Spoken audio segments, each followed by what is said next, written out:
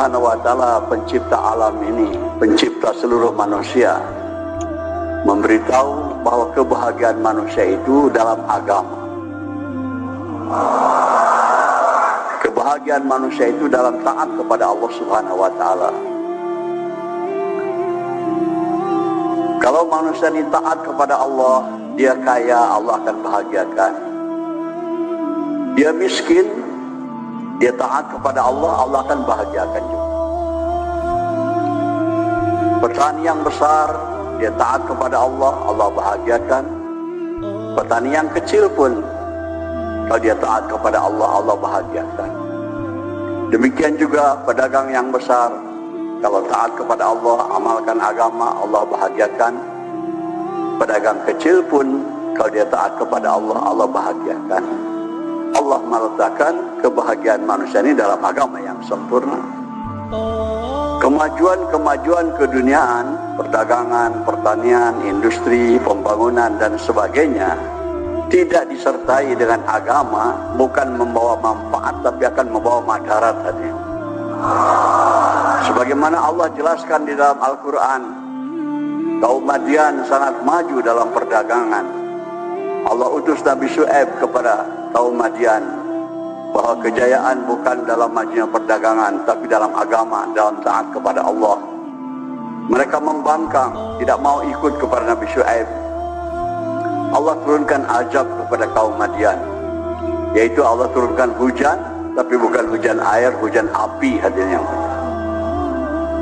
Kaum Sabah sangat maju dalam bidang pertanian, sehingga kalau kita membawa keranjang kosong di atas kepala kita, lewat saja masuk di perkebunan kaum Sabah, begitu keluar keranjang itu penuh dengan buah-buahan. Saking suburnya, Allah utus 3 orang nabi kepada kaum Sabah, memberitahu bahwa kesejahteraan bukan dalam maju pertanian, tapi dalam agama, dalam taat kepada Allah. Mereka membangkang, Allah turunkan azab. Negeri yang tadinya subur makmur, hijau royo-royo, menjadi kering kerontang tandus hadirnya mulia. Begitu juga di Quran Allah jelaskan ada satu kaum namanya kaum Samud. Mereka sibuk dalam pembangunan, membuat rumah-rumah tempat tinggal yang kokoh, gunung batu dipahat, dibuat ruangan-ruangan. Allah utus Nabi Saleh alaihissalam memberitahu kepada mereka bahwa kejayaan hidup bukan dalam memiliki rumah-rumah yang bagus, rumah yang kokoh, tetapi dalam agama, dalam taat kepada Allah. Kaum Samud membantah, tidak mau ikuti ajakan Nabi Saleh. Allah turunkan azab, yaitu dengan suara saja. Menurut riwayat, suara teriakan malaikat. Riwayat lain mengatakan suara halilintar yang frekuensinya sedemikian rupa sehingga kaum Samud mendengar suara itu jantungnya copot semuanya. Kaum Ad, mereka berpendapat bahwa kemajuan itu ada dalam kesehatan tubuh, dalam kekuatan tubuh. Maka kerjanya adalah olahraga, training terus, bagaimana menyehatkan badannya, menguatkan badannya, sehingga berhasil. Tinggi daripada kaum Ad itu disebutkan dalam hadis 30 meter, lebar dadanya antara 7-8 meter. Kekuatannya, kalau dia pukulkan tangannya kepada batu, batu hancur. Pohon korma dicabut dengan tangan kosong hadirnya. Allah utus Nabi Hud alaihissalam memberitahu bahwa kebahagiaan, kemajuan bukan dalam kekuatan tubuh, tapi dalam agama, dalam taat kepada Allah. Mereka membantah, sibuk saja olahraga, tidak mau sholat, tidak mau taat kepada Allah Subhanahu wa Ta'ala. Allah turunkan azab, yaitu Allah turunkan angin sorsor 7 malam 8 hari, meniup terus menerus, sehingga mereka semua tumbang hadirin yang mulia, seperti pohon-pohon korma yang tumbang. Demikian di Quran dijelaskan banyak perkara ini. Usaha-usaha manusia ingin mendapatkan kesuksesan, tapi tidak menyertakan agama dalamnya, bukan manfaat tapi madarat hadirnya. Kaum Nabi Nuh adalah mereka berpendapat kalau jadi golongan mayoritas hidup akan menang, akan berkuasa, maka kerjanya adalah kampanye saja supaya menjadi golongan yang terbanyak. Mereka berhasil menjadi golongan yang mayoritas. Orang yang beriman hanya kurang lebih 82 orang saja. Walaupun mereka mayoritas dan berkuasa, tidak mau mengamalkan agama, Allah datangkan azab, yaitu Allah datangkan banjir, sehingga semuanya binasa kecuali yang beriman yang naik ke kapal Nabi Nuh alaihissalam. Hadirin yang mulia, betapa penting agama bagi kehidupan kita ini. Agama ini bukan hanya untuk bekal hidup di akhirat, bahagia di dunia pun dengan agama.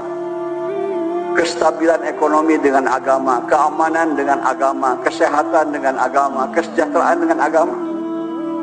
Di zaman Rasulullah SAW, kalau ada keluarga Nabi atau keluarga sahabat mengadukan kesulitan ekonomi, sebagai jawabannya Rasulullah membacakan ayat Quran, wa'mur ahlaka bis-shalat wastabir 'alaiha la nas'aluka rizqan nahnu narzuquka wal 'aqibatu littaqwa.